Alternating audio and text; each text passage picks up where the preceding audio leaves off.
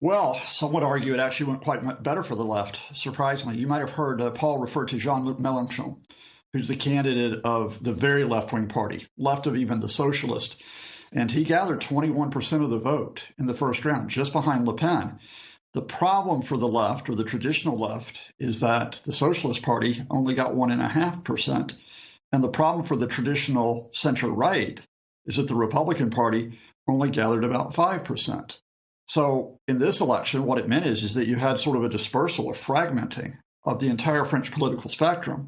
Now, Paul mentioned the parliamentary elections, and one of the key questions will be, can both the Socialist Party and the Republican Party on the center-right bring back their traditional grassroots voters to get some type of representation in parliament? If they do, I think that'll be a bit of a stabilizing influence on French politics. If they don't, you've got Macron caught again between some very far right parties and between the left, some would say far left, of Mélenchon. Scott, what does it mean for us?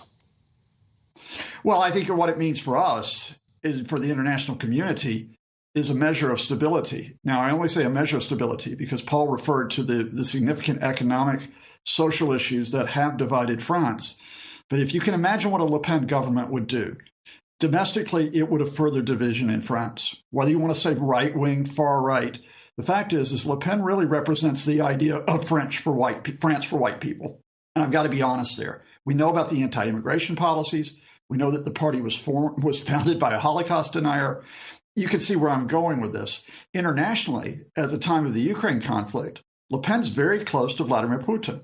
Some have even claimed, and I will stress claimed, that Le Pen has received money from interests close to the Kremlin to build her political rise. She certainly has benefited from propaganda and disinformation from the Russian state. So Le Pen coming in as leader would have shaken Europe, not just the EU, but Europe, including the UK, given that you really need as broad a front as possible while Russia is continuing to invade Ukraine and threaten Kyiv.